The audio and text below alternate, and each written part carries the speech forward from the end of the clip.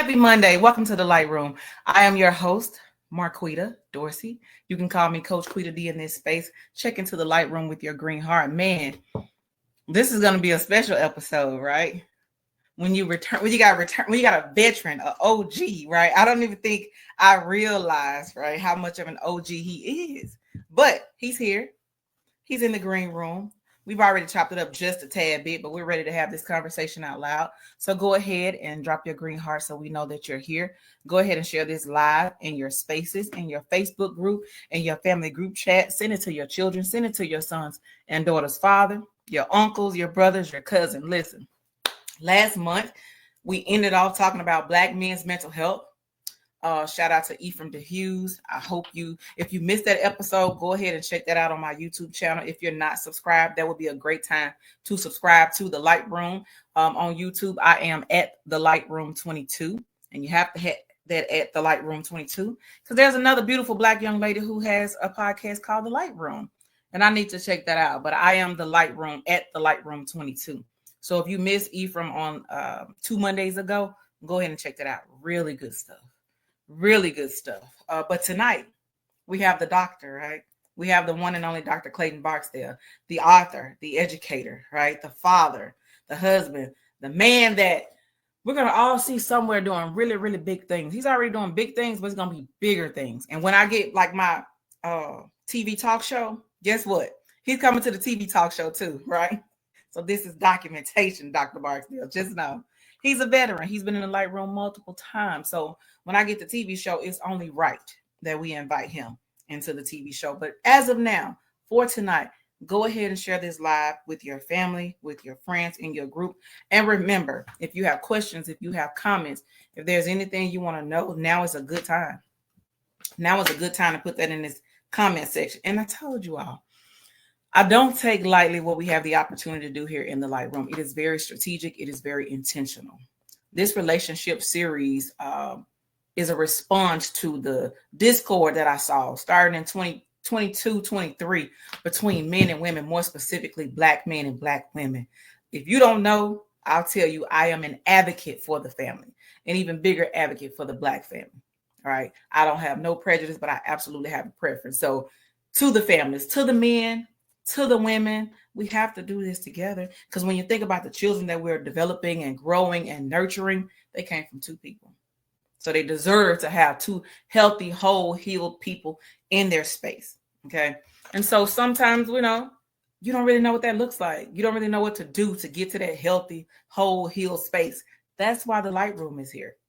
That's why the Light Room is here, to educate, to empower, and equip. We know the conversation in the African American, in the Black and brown, right? So I live in San Antonio now, and it's brown down here. And I have some friends down here. I have some people that I'm connected to down here. The struggles are the same. The challenges are the same. The need is the same. So to the Black and brown communities, right? Again, we're here to educate. We're here to empower. We're here to equip. These are not common conversations in our communities. These were things that you don't talk about that. These were things that we're not going over here to talk to them people about that, right?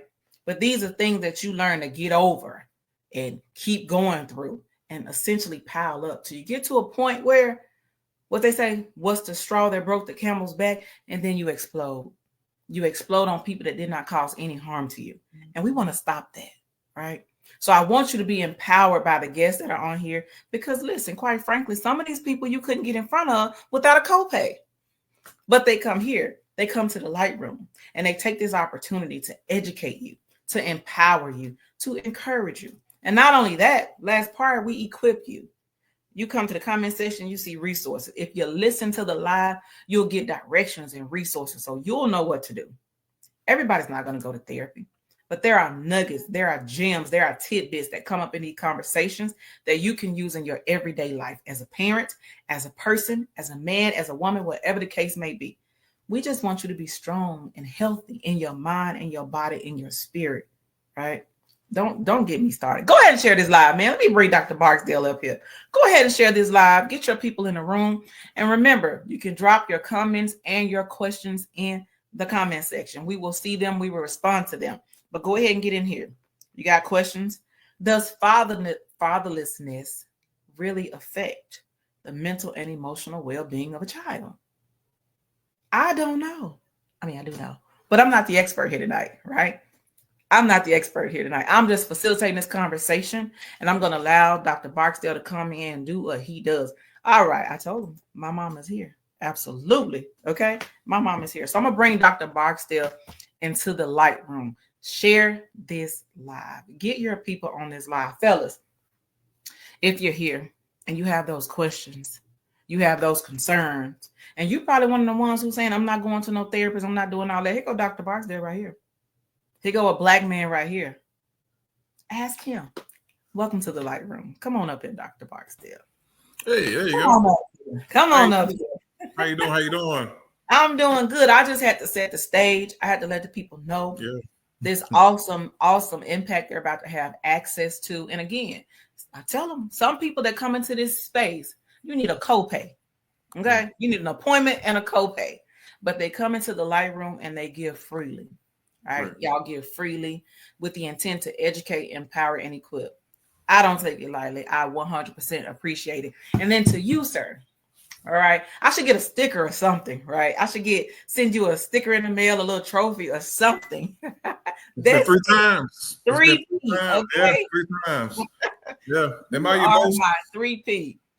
There you go. So am I your most popular guest? You are at this point. Okay, good. Okay, good. There you go. Are. There is one more guy on the list that's coming up. I gotta beat him on his second time, right? This is his second time. But you, sir, you are my only 3P. Okay, well, I gotta beat him then. So call me on again this month. Make it 4. Hey, see, y'all that's on the list, you better act right because Clay is ready. If you ain't there, Clay got your spot. Clay got your spot. Well, thank you, sir. Thank you for saying yes for a 3rd time. Again, I don't take it lightly. I absolutely appreciate it. And so we're going to jump right into the conversation because I want us to have as much time as necessary for this conversation.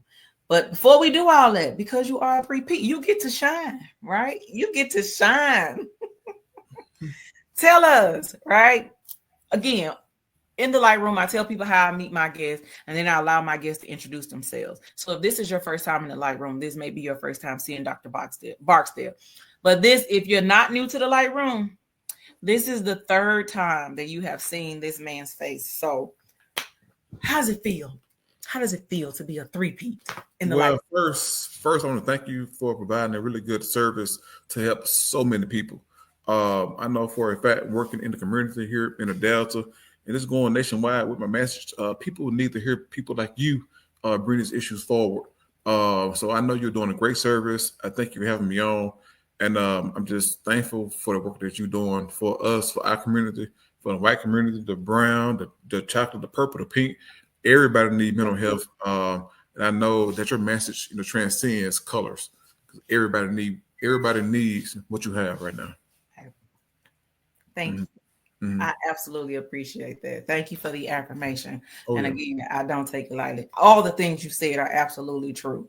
Absolutely true. So, welcome back. Wow, look at me. I'm up here hyping him up now. Let me calm down. Let me get myself together. The man that came out the door with the fire, spitting, saying all the good things to the light room. And again, I appreciate because this is absolutely the goal. This is absolutely the intention. And so, Dr. Barksdale, the author, the writer, the educator. Oh, yeah. What inspired you to write about fatherlessness? Well, I grew up in a home without a father. And so I stayed in Greenville. I'm from Greenville, born and raised in Greenville. And my father, and he's a great man, great guy. I would never say anything bad about him. But when I was a child, he just wasn't around. So as I he would call me sometime, when I was 6 years old, 7 years old, and tell me, hey, son, put your clothes on. I'm going to come get you from the house. And we're going to spend a weekend together. He stayed across town from me, about 2 miles away. And, like a normal kid, I would be happy. I would be dancing. My dad come. I was just happy, excited my dad come and spend time with my dad. And, minutes turned to hours and hours turned to minutes, and he wouldn't show. So, as you can imagine, being a 6-year-old kid, that was very heavy. That was a really, really, heavy across the bear. Being such a young child, dealing with abandonment and rejection like that. So, and that continued for about, oh my God, until I just kept growing and just stopped caring about it. 18, 19 years old, he just always would say he's coming and never did. Now, true enough, he would come sometimes, okay, but most of the time he just won't come. So when I became grown, I started teaching, and I started seeing some of the same things in my kids' lives, in my students' lives. They would say, "Barksdale, guess what? What's going on, Thurman or Chuck? What's going on? Oh man, this weekend, my dad coming. Or for Easter, my dad coming. For spring break, my dad coming. For Christmas break, my dad coming." And after the break or after the weekend, I would go find them and check on them. How was it? And they would always say, "Oh, no, he didn't come." And the same heartbreak that I had, I saw them going through the same process. And there was two things: my experience and an experience of my students. There was two motivating factors that made me write about the impact of fatherlessness and the impact that it has on a child's psyche. So to answer your question in short, my experience and experience of hundreds and hundreds of students in a 23-year career as an educator, I just felt compelled to write about it and tell my story and their story as well. Wow. Mm-hmm. And thank you for that. Yes, ma'am. And many of us, I'm not going to say many of us, I too have had my experience that started out in such a way. It wasn't the best. It's the I'm coming and then don't come, or you come and then I hear that you were here, but I didn't see. I think, and then my sister talked about that. And so we be in town, we from Shaw, small town. Folks be like, "I saw your daddy," and that was it. Actually became a trigger for me, right? Even in my adult years, and I didn't even realize. It was like, I saw your daddy. If I hadn't talked to him and somebody says that to me, it's just like this immediate feeling, again, like you said, of abandonment and rejection. And so as a child, not knowing what to do with that. And that's what it is. And really, as I became older and once my research became more available to the world, I've been called to speak in DC, in Nashville, in different places around the country. And every time after I finish speaking, a father come up to me or a mother come up to me, or a grandma come up to me, and they want to talk after I presented. So several women came up to me and said, "Well, Barksdale, I think it's time for you to update your message." I said, "Well, what do you mean?" She said that there are several children staying with their grandparents, so they are being rejected by their mother and father, And I went and looked at the research, and sure enough, so not only do we have people or children being neglected by their dad, but we have a raising population or a growing population of young folks being raised by their grandparents. And they're being rejected by their mother and father. So they carry two crosses, and it's heavier on them, So at first my message was just, the impact of fatherlessness, but now it's also including motherlessness as well, because that is a trend that I'm seeing a lot here in the Delta. A lot of kids staying with grandmother, and they too have those, same issues, that they're trying to work through: anger, rejection. They're having a hard time, to attach to people, and just to show love, and affection, because they're scared that they may leave too. It's kind of hard to have a boyfriend or somebody, and the person that you love the most, your mom and dad, left you. So that's going to create trust issues. So a lot of these people that grew up in these homes have a hard time finding trust in relationships. I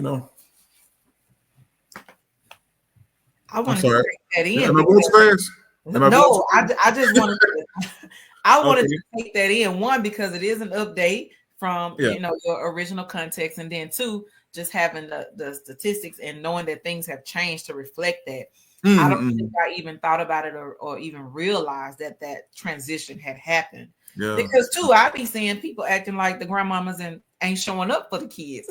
I know back in the day we went to my grandma's house, but sometimes the young folks be on the social media space saying these grandmas are different. They not coming to get the kids. So, and that's true, to a certain regard. But being a school principal, well, but being a former principal and an assistant principal, a lot of times I would go in the school account to call parents, and oftentimes I say 3 out of 10. In some cases, the only guardian that was listed was the grandparent. And they would come to the school during a 0-day suspension day or during parent night. They would be the parent that's filling in. And after I got to know them, they would say, well, I'm raising this child. Their mother went off to this state or that state. The dad never was around. So now, in some cases, and not all, but in some cases, the grandmother is filling in for the mom and dad. But now, this is good for the child.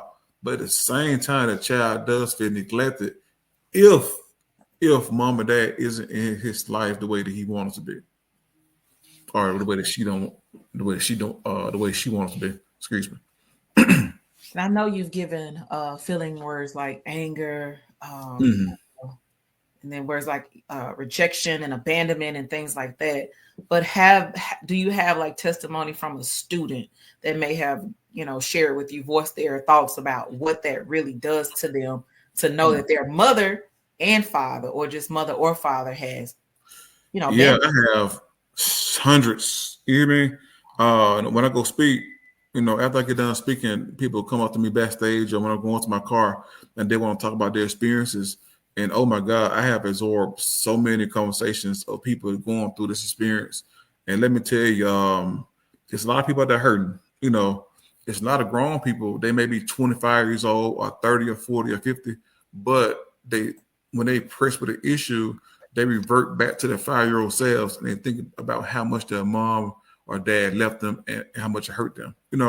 It's like, it's insane. Well, not insane, but it's just life. Like, for an example, I was speaking in Jackson recently, at this conference.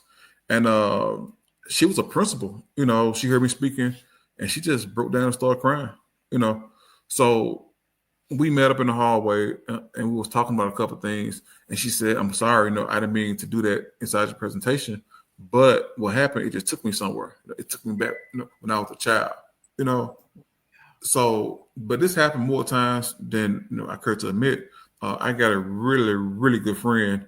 He just called me one day because he kind of saw me research, because he kind of, I think he followed me a lot on social media.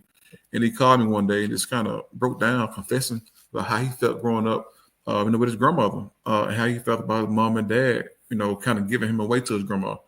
And we 45, 44-year-old men, he was on the phone, going back to his younger self, crying, because he was reliving how much he was hurt by the experience, and like I say, people carry this hurt with them for a lifetime if they don't forgive the person that they think wronged them. At the end of the day, you got to forgive the people that hurt you. You got to, okay? But some people, they hold their hurt for a lifetime, and I've seen it so many times by speaking about it over and over and over again. Like, it's hurting people out here. And this one lady, she straight up confessed to me. She said, I have a hard time, maintaining relationships because it's hard for me to trust people, This is where I got that from when I first came on. Like, how can you trust somebody when the person that should love you most left you, And it's so hard, and it's harder now. I know I'm rambling, but please forgive me. But it's kind of harder now because people can log on social media and see their mom and dad living their best life, and they like, wow, hold on now. My mom and dad chose their life, over me. What did I do wrong? And as a kid, the first thing they're gonna do, children, they are really selfish, not in a way that you may be thinking, but they think every mistake is because of them. It's my fault that mom left me. It's my fault dad left me. It's my fault. It's my fault. It's my fault. So a lot of children, they think it's their fault that their mom and dad left.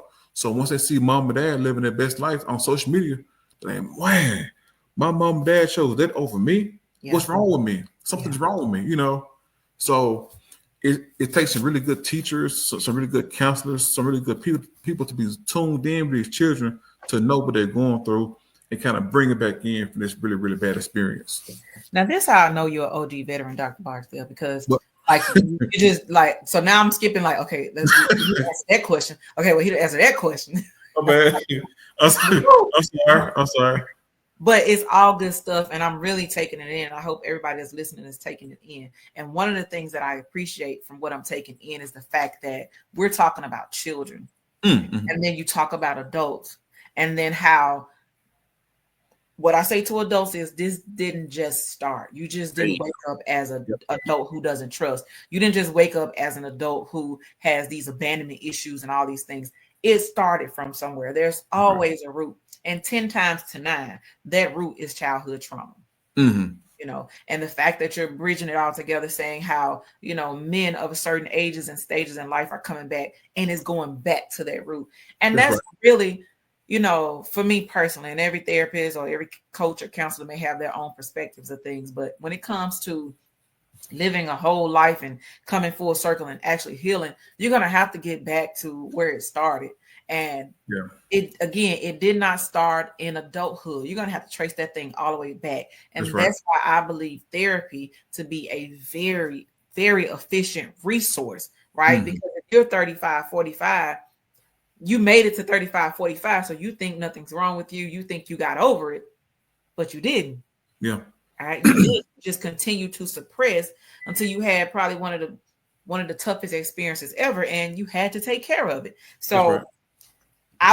I was glad to hear you say all the things you said, because it all made sense and it brought things right back around to full circle.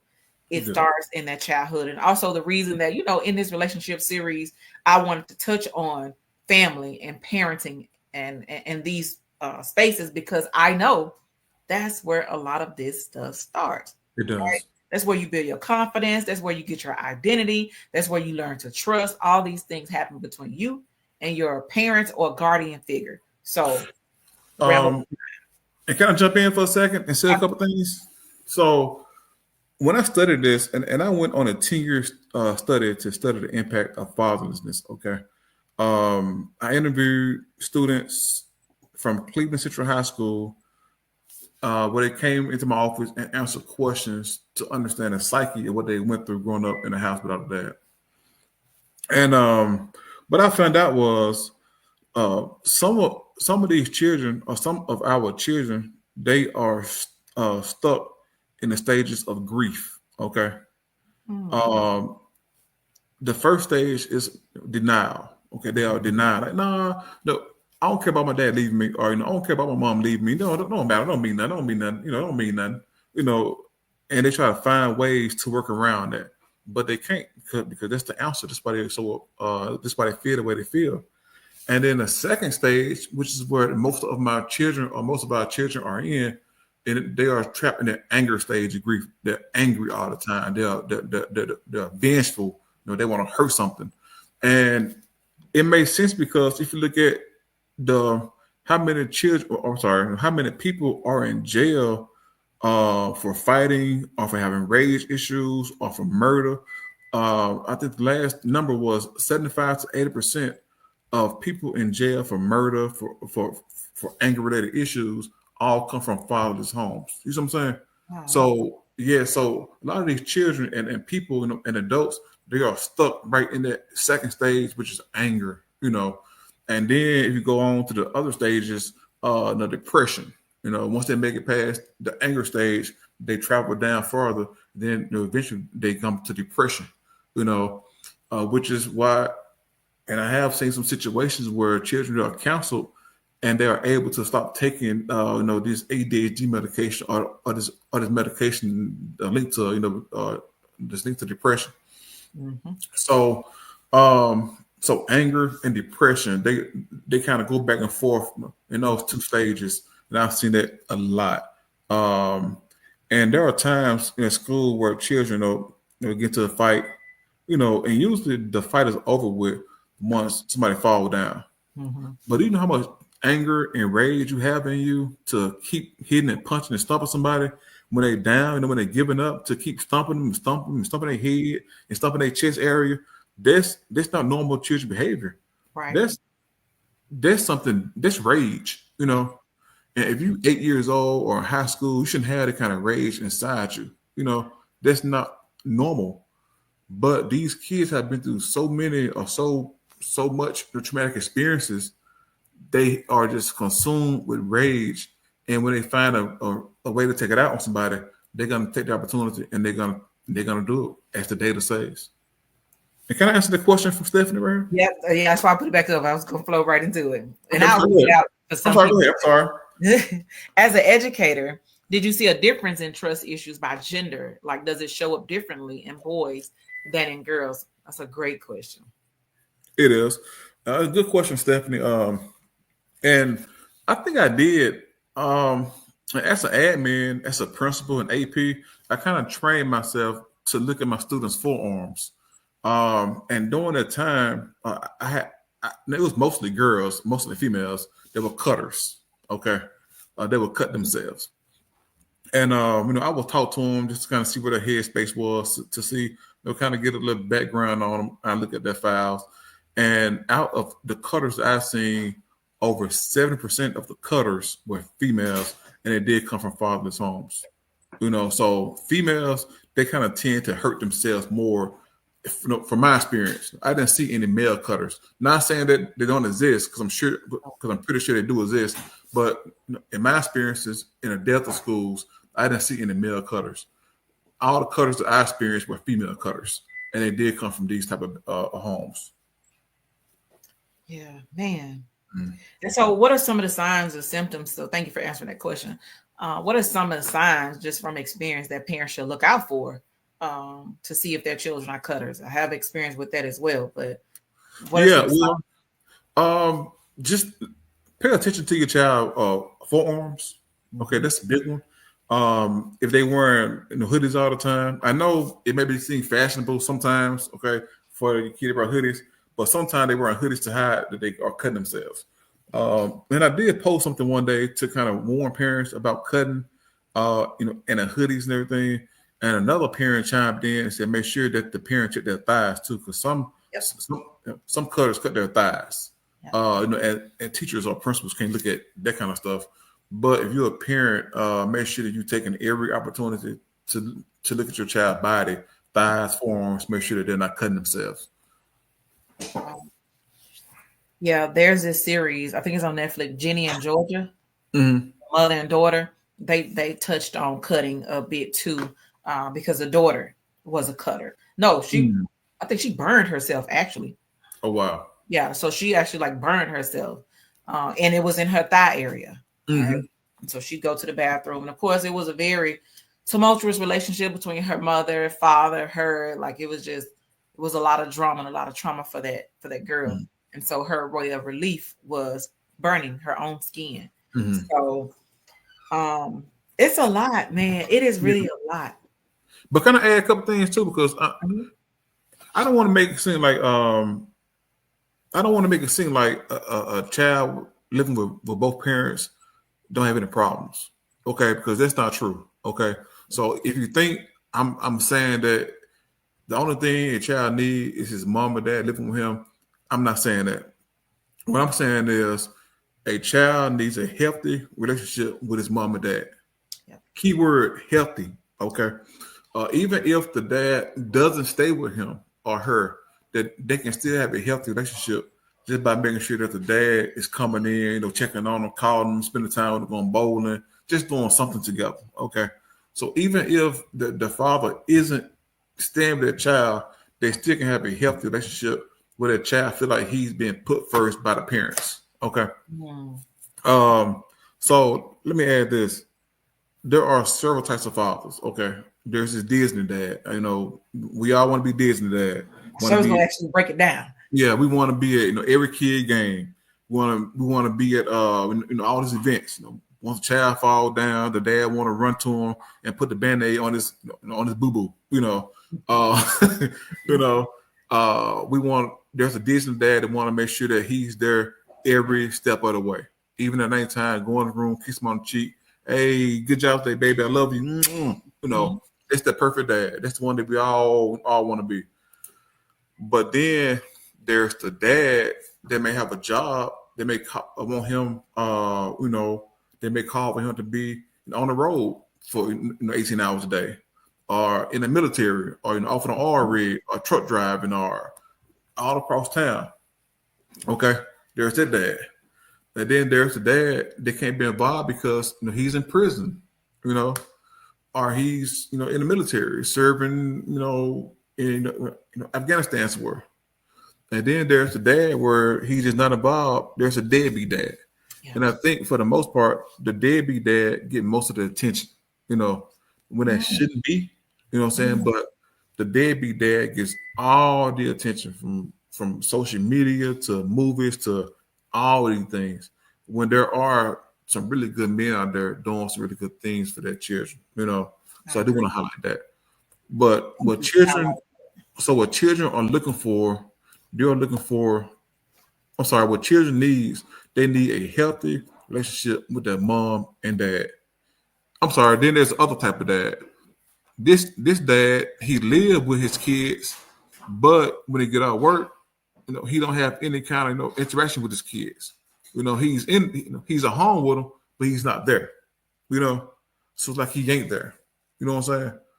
So really, he is as absent as a dad that's not in the kid's life at all. So there are several types of dads out there. We all want to be the Disney dad, but there are several types of fathers and parents out there. So, but to sum this up in a nutshell, children need a healthy relationship with their mom and dad in order to not have any kind of emotional issues. I'm parched. I mean, you've been out here spitting it down. But I've been talking too much.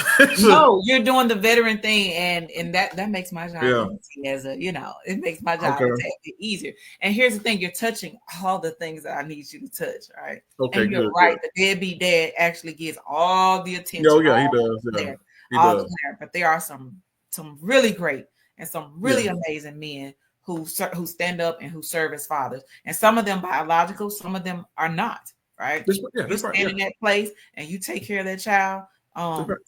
Kudos to you, and it's appreciated. So thank you for identifying that there are several types of fathers out there. And man, I think that was it present physically but not present emotionally or mentally. That's it. Because the abandonment can still come there. Like, imagine the man being in a room but still not talking to you, not acknowledging you. You're invisible, so you still walk away with the same type of trauma, the same type of wounds. So children deserve a healthy mother and a healthy father. Yeah. And then kind of to piggyback off what you're saying, and there's this feeling, I had some men talk to me about their situation. They grew up in a house without a father, okay?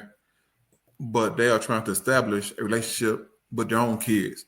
And they say they find it kind of hard because they don't know what to do, And to that question, To that question, just go in there, be around, joke on them, tease on them, wrestle them, read a book together, just anything that will facilitate some kind of communication. Go in the room, kind of pluck them on the head, what's up, boy?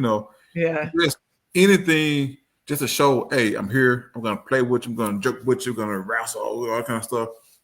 Anything, and the more and more that you do it, the more comfortable it's going to become with you. So, just fight past the feeling of feeling uncomfortable around your own kids, and just bust through that little glass shell, and just go all in on them. That's good. That's good advice. Those are good words of wisdom, actually, opposed to advice, because people don't be taking advice, but that's sound wisdom. So, and to that, right? Again, the reason that this is a relationship series is response to the clash that we're having between men and women, mothers and fathers. And so the whole sassy thing comes up, right? And I know a lot of men probably just don't know what to do. Like, I talk to some men and it just seems they don't know what to do. They don't know how to show up because being emotionally vulnerable, available makes them be called sassy, or not being there, they're deadbeat. So some men feel like, damned if you do, damned if you don't. Like, That's right. I was oh man, no, that's my thought. But go ahead though. I'm pretty sure they'll come back. I'm old. Yeah, I'm getting no, old. not you seasoned. That's what it We're gonna is. say seasoned. Well, we got a comment said this is the absolute truth from any standpoint in life. Children need it all, but from both parents will make things so much better.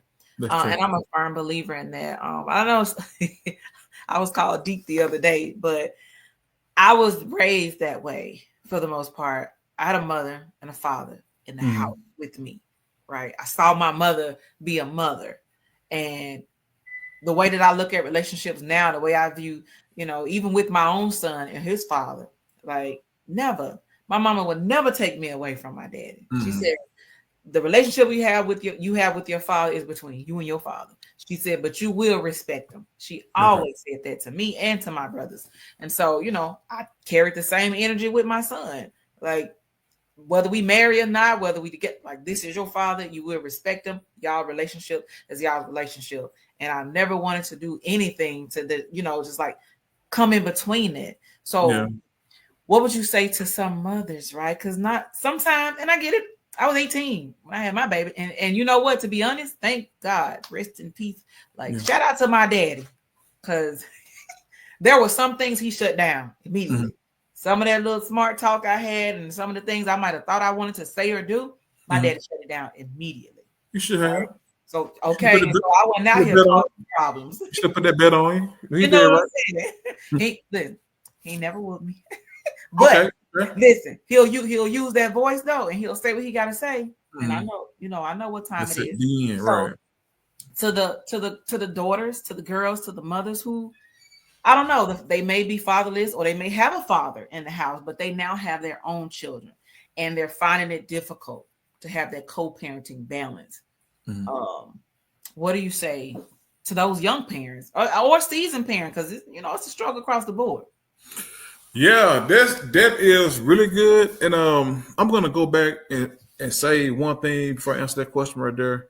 I wrote a children's book called Mom Where's Daddy? And the book is really about my life and the things that I've seen, just as a person living on this earth. Um, and when my father wasn't there were other men in my life that came to my aid and taught me certain things that I need to be taught. You see what I'm saying? So even if your dad isn't there, God being who He is, That's it. He's still going to place those men in your life to give you everything that you need. Now it's up to us to listen, and absorb it. But He's going to give the opportunity. It may be your mom boyfriend, it may be an uncle, it may be a big brother, it may be a coach, a teacher, a principal, it may be the pastor at church, a neighbor. He's gonna put people in your life to teach you everything you need in order to be successful. Okay, this is how He works. Okay, but again, it's up to the person to receive that the right way. All right. Now to answer your question, I forgot what it was. What are we saying to the mothers and fathers, the young ones and maybe the seasoned ones who are finding it difficult to co-parent? Oh, Because okay, good. Okay, good. Yeah. Now I have come across this. Now this really ain't my topic per se, but I have come across this situation. Okay, there were several times where children came to me. Well, they grown now. They're much older. They came to me after conference or after speaking tour. They came to me and said, "Barksdale, when I was younger, I hated my dad. I hated him. I hated him. I hated him because he would never come." But when they grew up, when they got older, they found out that the mom was keeping them from their dad. You know what I'm saying? So they heard dad's side of the story. And then they said once they heard that part of it, they started resenting their mom. You know? So my thing is if you have a child in a relationship, you may not like their dad, and I know I done heard all kind of things, relationships. The dad did this to the mom, the dad did that, and look, I get it. But if there's any way you can salvage that, maybe you can meet up at the police department, do a change off where the son can, or the son or the child can spend time with dad, or just do a change off somewhere safe for you. Then I would advise you to do it. Because especially if the father isn't a threat to your child. Okay. right. Now, if you have any kind of security issues, or you think the father may get drunk, or or being abusive, then that's a whole nother topic.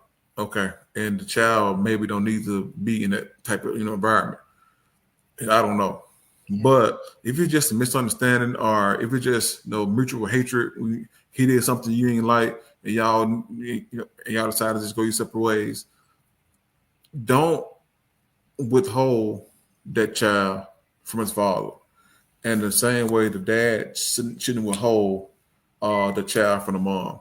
Yeah. Because you may win once the child is young, but once he grow up and get the other side of the story, he's going to go resentment for you. And I've seen this play out a lot of times. Going on these speaking tours. Wow. Mm-hmm. Dang. Thank you for sharing that. And it's so very true. Like I said, I came from two great parents, and they just didn't play that. Like they just didn't play that, and there was no real reason, right? I didn't have no real reason, but again, there are some fathers and some mothers who, for whatever reason, the child is stuck in the middle of a never-ending war. That's right. That child on one parent in the early parts of the years, and then you got to turn your heart. That's hard to love somebody all your life and then turn around and realize they're the reason that you would cause pain. And now you got to feel some type of way towards them. And then two, it's really hard for the child.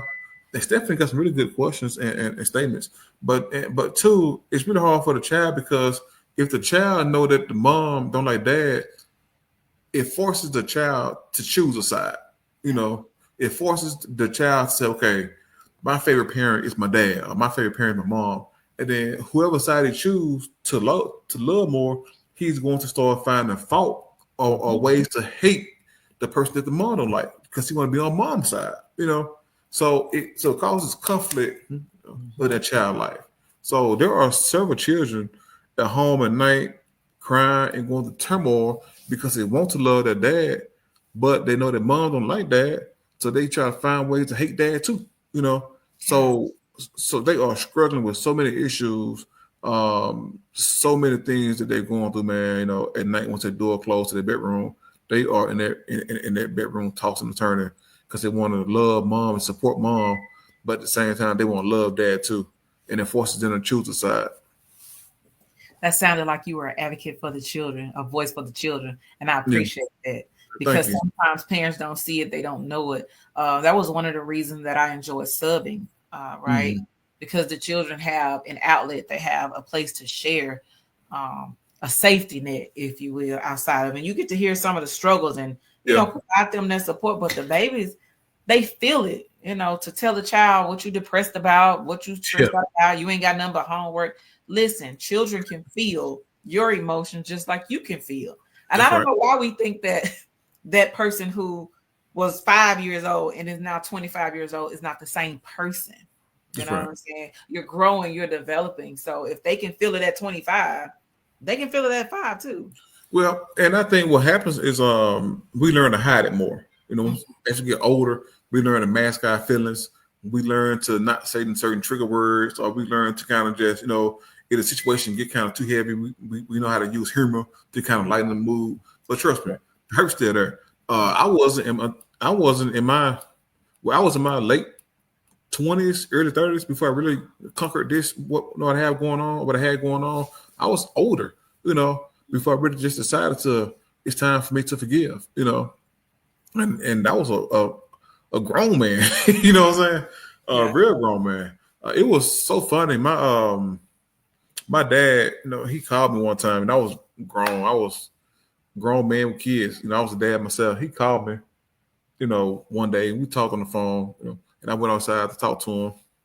I came back in. It was like 5 minutes. It wasn't long at all. I came back in the house. He was, and I was smiling and everything. My wife said, "Clayton, you smelling hard?" And here I am, a grown man with my own kids, just talking to my dad. I'm just smiling like a little kid again, like just needing that word from him, or just needing to hear his voice, or just knowing that we are, rebuilding our relationship. And my smile was to my teeth. My smile was to my ears, just knowing that we were abundant, once again. And, and it felt good, it really did. And that's what a lot of people are missing. They want to have that bond with their dad. They need it. There were so many things I began to understand about myself. Mm-hmm. And again, I appreciate my mother for always leaving that space for me and my Mm-hmm. father. And I appreciate my father, in the latter years being willing to share space with me. We did a lot of work. We did a lot of work to rectify situations, but it also helped me to see him, as a human too. And I think that we forget that a lot of times. Mm-hmm. Before they were our mothers, before they were our fathers, they were people, individuals. They had their own lives, their own thoughts, their That's own true. ways, their own struggles. And so they become our parents. Yes, there's an expectation to take all these things, but it really brings things to a perspective, even for you, because now, like I said, we're parents now. There's Yeah. them children will humble you now, Yeah, but we'll sure will. bring you Yeah. back around. And you think of That's your right. parents down here, your child will be like, well, you kind of right there with them. That's right. So, one of my favorite things, and I valued my father's voice above any dollar amount, above Mm. any trip out of the country, in the country, because that was all I had for a Right. long, long time. And when my father would speak to me, I'm telling you, I'm bigger than Oprah Winfrey. Oprah Mm. Winfrey couldn't sit beside me after talking to my father. And it was just, him knowing me, him knowing what to say and how to say it.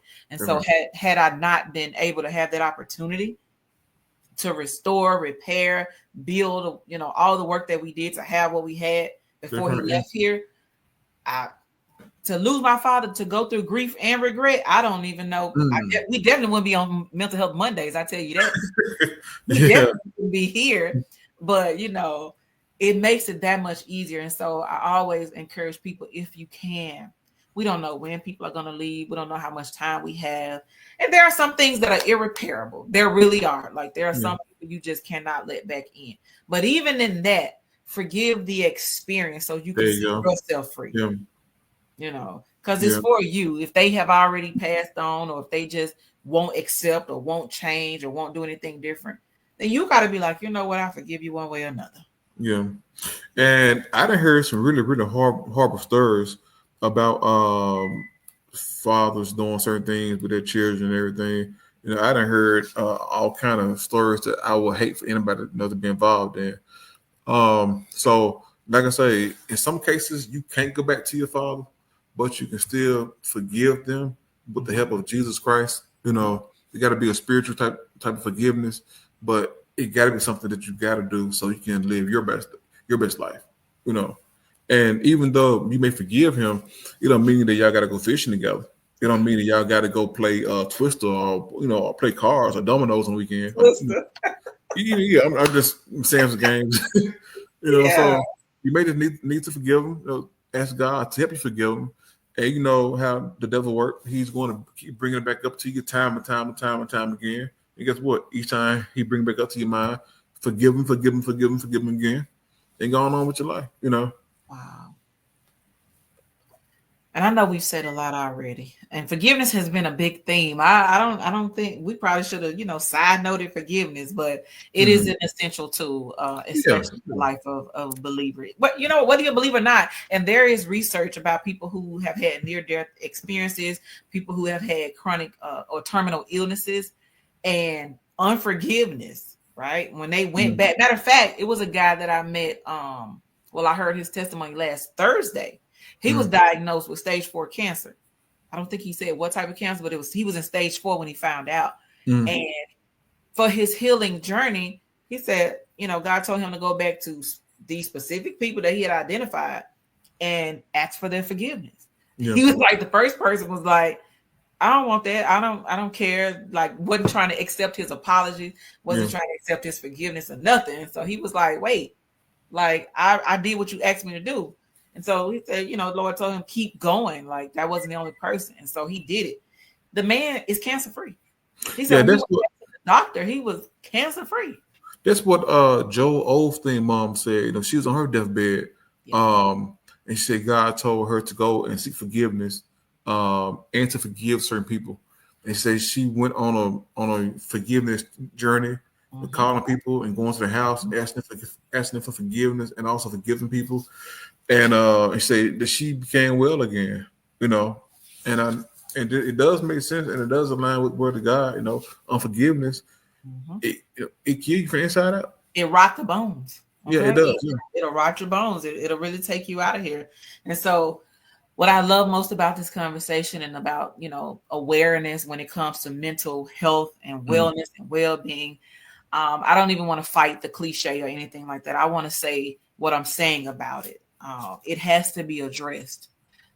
You can make however much money, but if it's not right within, if it's not right on the inside, no amount of money can help you or can save you from your own demise, right? Of Mhm. unforgiveness or just not having healthy emotion. You literally poison yourself from the inside out. That's true. That's true. You become toxic to your own body, to your own self. So identifying your emotions, knowing what you're feeling, being self-aware, and some of those core relationships, healthy relationships. Sometimes you got to go back. Sometimes you got to go for whatever you need to do. But when it comes to these children, man, I don't know a job that's more sacred than being a parent. That's no shame to anybody who's not a parent. I don't know a position more sacred than being a parent, like literally Yeah. being responsible for bringing somebody up in this space and pouring into them while you can, because after a certain time, you don't have their ear for a while. They That's doing their right. own thing their own way. So when you have it, you have to pour into them what they need, what they can come back to. Like when That's they're right. old, they won't depart. They got to have something to come back to. You That's know. right. So I'm glad that you're doing that work. You're speaking to it. And I know it's difficult. It's an uncomfortable conversation. It is. Yeah. We don't talk Well, about it was really hard at first. But now the more I speak about it, the better I get at it. Um, but now I just teach myself to listen, because people come up to me after the show or after my tour, and they just want to vent or to say something that they feel like they need to say. So now this journey has taught me to listen more instead of trying to talk. Oh, yeah. So now just listen. And oftentimes, I say thank you and just walk off, shake hands and walk off, and it's understood. Like I heard you, I received it. Um, I'm gonna add it to my study now or whatever. But most of the time, they just want to share their experience with me. And I do want to say this thing too before we go. And I don't know how long I got. 2 hours, three. I don't mind doing 5 hours. it's your show. Do what you got to do. Okay, but I do want to say that the Bible does say that God, He is the father to the fatherless. Mm-hmm. So once again, if your child needs some advice, you go to Proverbs. Okay, if your child needs some sound advice, hey son, I need you to read Proverbs every night. You know, God's word is in the Bible for a reason, Mm-hmm. and He can teach your son or teach your daughter everything that he or she needs to know just by picking up the Bible and reading it. Because again, his words say that God is the father to the fatherless. And then just to point to the dads, and Ain't no how way you sitting up here answering all these questions. Go ahead, man. yeah, and just point to the dad, and how the devil may be using this experience to keep you from fulfilling your needs, okay, or from fulfilling your purpose. Because remember that this is a conversation on mental health, right? And we got to realize that the devil, he is a real person and been around the earth for thousands of years. Okay, the Bible does say that if you don't take care of your children, you are worse than an infidel. So what that mean? The Bible said if you are a man and doesn't take care of your kids, you are worse than somebody that doesn't believe in God. That's it. Worse than that. And I don't think God would bless those people.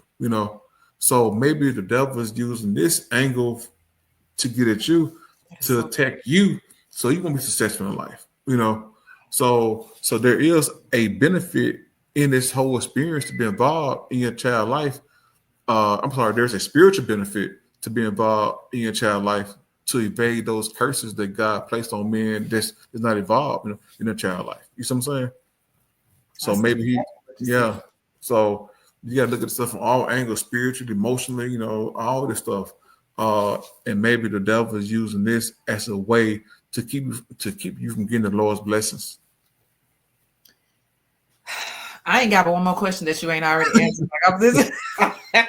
Not for real, for real. This is how it goes. And I'm a believer, you're a believer, and I'm glad you shared that, because the question was, what resources or support system do you recommend for children and families affected by fatherlessness? And I got a bunch. When in I first addition came on to scripture, because you laid that one down. When I first came on the scene, Uh-huh. I had the problem. Okay, I was good at talking about the problem. That's it. But now, after all these years, I got solutions. Okay, I got some solutions there. That's it.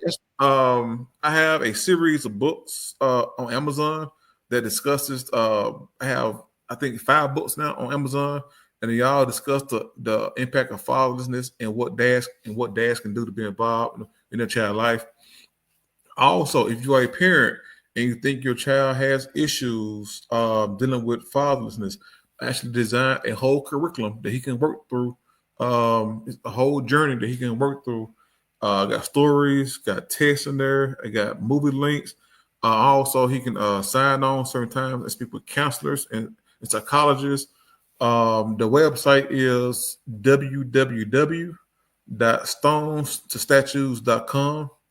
And once you log in, you can make an account, and you sign up for these services, and you can get a whole curriculum, okay? And you can actually walk through this healing journey of fatherlessness. Also, okay, last one, okay? If you are a community member, maybe a male or female, and you want to volunteer in these children's lives, I got another website. You can sign up to volunteer. The website is www.thechiselers.com. You can sign up to be a community volunteer, to volunteer in schools and churches. You can put down what you're good at, what time you are available, and you'll be contacted by someone in the community to come serve at the time you want to serve. There you go. That's it. What's the other one? www.thechiselers.com. The Chiselers, like a chisel. The Chiselers. Oh, now www.thechiselers.com. CHISELERS. Yep.com. Boom. There you go, guys. There's a link. Come on, resources. That's what I'm educating. Yeah. Look at that. I appreciate that. Yeah. Come on, resources. Those are really good resources too. And yeah, kudos. Listen, volunteer, guys. I'm a mentor for Big Brother, Big Sister. And okay, really? We have, my little is 10. She's a Hispanic girl. Ball of fire, I tell you. But I love it. And so we still be, one of the biggest needs we have is for male mentors. Volunteers, there are boys in the program, and they just don't have a lot of male mentors to match the boys with. And so I'm like, I'll be ready. And that's what this website is. The Chiselers. You can sign up, and you can put down the times that you're available, the skill that you want to teach, and the days you're available, or location. So once the agency sign up, they can sort you by city. They can sort you by skill you have. I mean, it's a volunteer matchmaking website. Okay. Good. So guys, go ahead. Volunteers are needed. Get on there, thechillers.com. Man, you didn't. I guess you might have been looking at my list. I don't know what's happening over here. I'm just sliding up and down. I was like, oh, well, we done did that. We done answered that one. So we'll let it be what it is. You ready for whoever needs. That's good. My mama said you're ready. Stephanie said, where can we find your research published? So it's published on Amazon. Just go to Amazon, type in Clayton Barksdale, and all my books gonna come up. Okay. She's working on her PhD as well, so she's gonna be good. Okay, good job, Stephanie. Yes. I know it's hard. Please keep on going. Do not give up. Yeah. Do not give up. Keep on going. Good. Well, Mr. Barksdale, I don't even know. Is there anything left on my list that we already haven't? Amazon.com, type in Clayton Barksdale. His work will come up. There are these other resources that he has provided if you're willing to be a volunteer.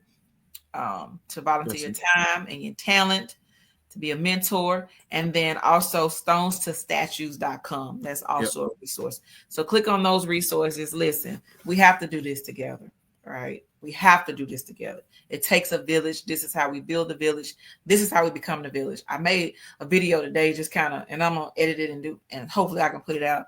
But speaking just to the next generation, it always bothered me, the whole thought of this generation as a lost cause. That is so not true. No, it's not true. So not true at all. There's so much life and so much potential in these young people. And just like life was spoken into us when we were, she says, killing me slowly. When we were young, we have to return that same due diligence and speak it into them. We were, it was some bad kids in my generation, bad kids in your generation. So bad kids is not anything new. But what we say out of our mouths as adults, as people, period, we have to listen. When I was in high school, I was so bad. My mom sent me to live with my people in Texas. So I was one of the bad kids. You know what I'm saying? Just by the grace of God, that I turned around. But at any given time, one mistake can land us in jail. One mistake, So all of us are really one mistake away from living a life that we don't want to live, Yeah. So good. That's right. So Mr. Barksdale is doing his work. He's putting the communication out. He's speaking life into these children, speaking life into the parents. So we can join in this crusade. We can also purchase his products. So is it good for if we did a group setting? So if I had a mentor group setting, all the bigs got together and we used your material to help us with our littles. Yep. You can use it. Yes, ma'am. Yep. Interesting. Okay. And then also, as they work through the lessons, they get certificates. They get rewards and everything. They get badges. So it's a real deal, curriculum program to help children master their emotions with rejection related to fatherlessness and motherlessness. I'll close out with this question. Sure. With all the work that you've done and from your own personal experience, sure. How has your journey to creating this work healed you? Or what has it offered to you doing the work? Well, it forces me to always think about it. Like when I think I got away from it, and I get a phone call or I see some data or see some numbers or research that put me back in that place again. So it forces me to always confront my biggest problem, this, which was this right here. I'm sorry, one of my biggest problems. Okay. So it helped me a lot. And then also I think just by helping other people, I help myself, because every time when I give somebody some advice that I went through, that's God will telling me, I'm using that experience that you went through to help other people that went through what you went through. You see what I'm saying? Yep. Same. Same. The Lightroom is definitely a healing place for myself and whoever has the ear to listen. So, like I said, people that come in here, it's intentional. The work that they do, it speaks to the people that I know need to hear it. And I just appreciate it. So thank you for being vulnerable enough to share that. Continuing your work. We appreciate you. You are the OG veteran of the Lightroom. 3 times. 3 feet. Make it fall. That's right. So keep doing the work that you do, sir. I appreciate you. And I would definitely be looking into your material as well. So okay. I appreciate that. Give you back your time. Tell your family I said thank you for allowing you in the Lightroom tonight. Yes, ma'am. Well, thanks for everything. I appreciate it. Again, let me know anytime these bodies have been on your show. I would love to volunteer. But again, thank you, Mama Darcy. I appreciate you too. I appreciate you. All right. And thank y'all. Stephanie, thanks for the questions. And good luck on your doctorate. That's it. All right. Thank you, sir. Yes, ma'am. Talk to you later. Bye-bye. Man, listen, I'm telling you, y'all don't have to bring no copay. You can always donate. You can support by sending stars, or you can send Cash App, whatever you like. But listen, there's a mighty work when it comes to these children. And if you know me, then you know how I feel about children. And then also when it comes to people, I know you didn't just wake up like that. It started somewhere. And so when we're saying go to therapy, when we're saying process your emotions, when we're saying feel your feelings, it's not because we want you laying around in the corner crying all day, but it's actually so we can help you. If you got to cry in a corner, you have a certain amount of time you cry in the corner, and then you keep on going with life. The goal is to keep on going with life in a healthy way, right? In a good way, to have a wholesome life. If you're not following Raquel, the capacity coach, on any of the social media platforms, you're really missing out. She has a very interesting perspective to mental health and the work that's being done. She is not anti-therapy because she is a therapist, but it's definitely pro coaching, pro healing, and I just look forward to every time she puts out content. So thank you all for checking into the Light Room.